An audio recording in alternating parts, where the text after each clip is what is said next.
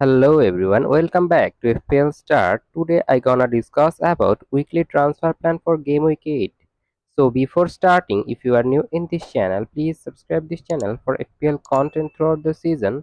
Now let's start. In this video, I have divided Game Week 8 transfer into 5 categories. They are priority, differential, sale, hold and ignore. Priority are those kind of player. If you don't have them, your rank will suffer. On the other hand, differential have got very low ownership and they can give you the rank boost. Sale is the pair are not performing for your team, and if you are owner of this kind of player, I think for game week 8 you need to sell this kind of player. Hold is the player is not performing for you, but I think in future they will perform, and that's why you should hold them. And ignore is the player you do. If you don't have this kind of player, don't go for them. Now move on to the first priority player for game week 8, and it should be Erling Haaland, because if you look at his fixture in next 4 match, it looks quite good. In game week 8 he will play against Wolves. It's an away match, but I expect Haaland to do well because Wolves are not a very good defensive side. They concede 6 goals against Chelsea, and in the last match against Brentford they concede 5. So I expect Man City to score many goal in this match, and that's why if Manchester City score goal, I think Haaland will be involved, and that's why for game week 8 Haaland is a must, because a lot of FPL manager gonna captain him. And if you look at his last 5 match performance, he got 43 points, scoring 6 goal, and his expected goal per 90 is 0.71, which is quite good. So I expect Haaland to do well in next few fixture, and that's why for game week 8 he should be your priority. Now move on to the second priority transfer for game week 8, and it's Wood from Nottingham Forest. He's not like expensive option like Erling Haaland. He's very cheap, just 6.2 million value. But if you look at his performance in last 5 match, it's very good. In last 5 match, he scored 29 points, scoring 3 goal. And if you look at his expected goal per 90 is 0.50, this means he is overperforming because he's clinical finisher and also the main man for Nottingham Forest. His minute looks to be secured under the manager of Nottingham Forest. So I expect Wood to do well in next few fixture. And if you look at his fixture in game week 8, it's Crystal Palace home match, then Leicester away. These two teams are not a very good defensive side this season, and also Nottingham West Ham home match is also good for Wood to score goals. So that's why I think if you don't have Wood and want to go for a cheap forward option, then you can go for him. Now move on to the first differential player for game week 8, and it's a midfielder from Tottenham is Johnson. He is 6.6 million value, and if you look at his last 5 match, he scored 3 goal and provide 2 assists there. And if you look at his upcoming fixture, is also looking quite good. In game week 8, Tottenham will play against West Ham, and West Ham are not a very good defensive side, so I expect Tottenham to score few goal here. And in game week 9, Crystal Palace away, game week 10, Aston Villa home match, I think in those fixtures Tottenham can score goal, and if Tottenham can score goal, I think Johnson might be involved there because he's now playing very well for Tottenham, and his position in the right wing looks to be nailed. So you can go for him as a differential pair because his ownership is just 5.3%. Now move on to the second differential player for game week 8, and it's a surprise. It's Calvert Lewin, and I think in next few fixer Calvert Lewin can return you. If you are a Calvert Lewin owner and thinking of selling him, I think you don't need to go for this move because in next few weeks are for Everton it's looking quite good. In game week 8, especially against Ipswich away, in game week 10 against Southampton away, I expect Everton to score goal here. And if Everton score goal, I think McNeil or Calvert-Lewin will be involved there. And if you look at his last 5 match he got 2 goal and also provide 1 assist. His expected goal per 90 is 0.55, which is for a cheap forward is quite good. So I think for game week 8 as a differential player he can be a very good option because his ownership is just 6.1%.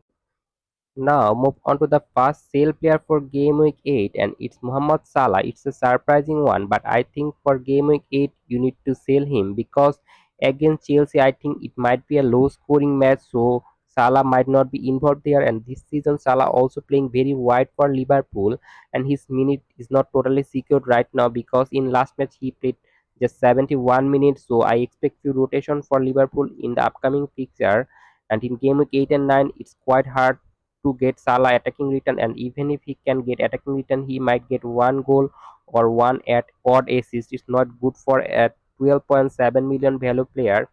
So for game week 8, I think he's a sale.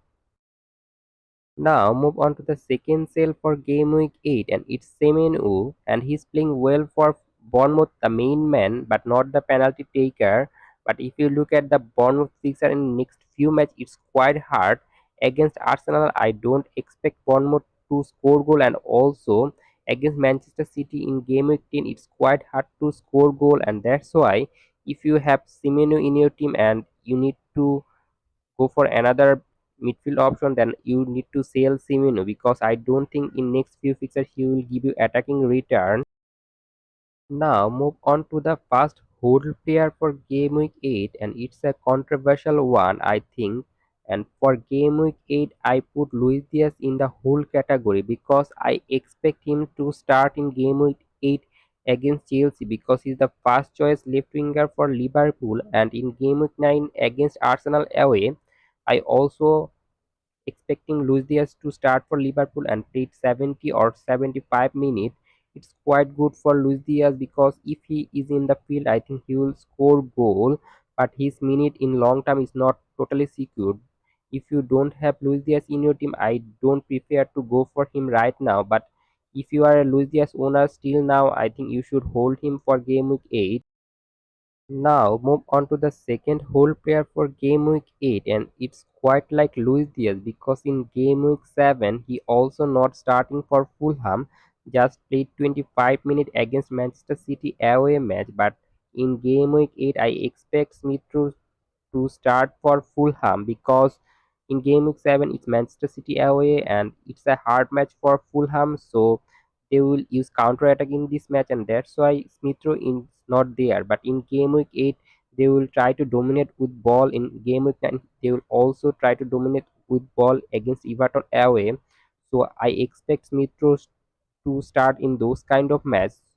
So if you are a Smith owner, I don't think you need to sell him for game week 8 because he will start in game week 8 and in game week 9. And if you look at his last 5 match performance, he got 21 points, scoring one goal and provide one assist. He's not a sure goal scorer, but he can give you few attacking return as well. So for game week 8, I think Smith is a hold.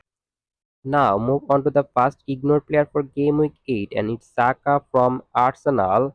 And if you look at his last 5 match performance, it's quite good. He got 36 points in last 5 match, scoring one goal.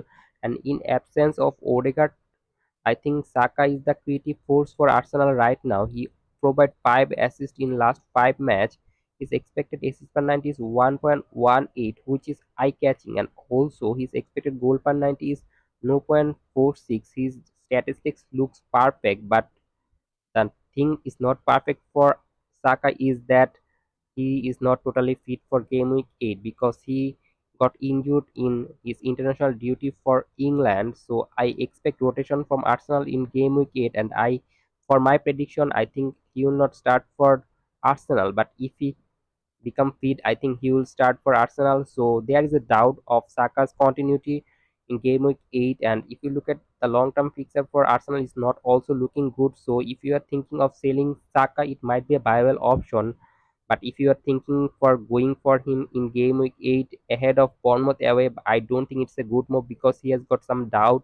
And also in long term, in game week 9, 10, and 11, I am not expecting Saka to get mega hole there. So for game week 8, I think Saka is a straightforward ignore. Now move on to the last player in our today's list, and it's Kovacic in the ignore category, and it's a straightforward ignore because in last match he scored 2 goals against Fulham, but I think he's lucky because if you look at his expected goal per 90 in last 5 matches, 0.10, expected assist per 90 is 0.05, so it's not quite good, and he's playing as a defensive midfielder for Manchester City. Manchester City fixture for next 4 match looking good, so you can go for their forward option or midfield option like Haaland Ford and Bernardo Silva, but don't go for Kovacic because I don't think he will give you attacking return in future. So for game week 8, he's a straightforward ignore.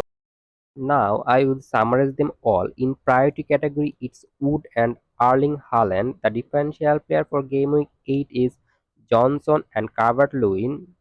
And if you have Salah and Semenyo in your team, I think for game week 8 you should sell them.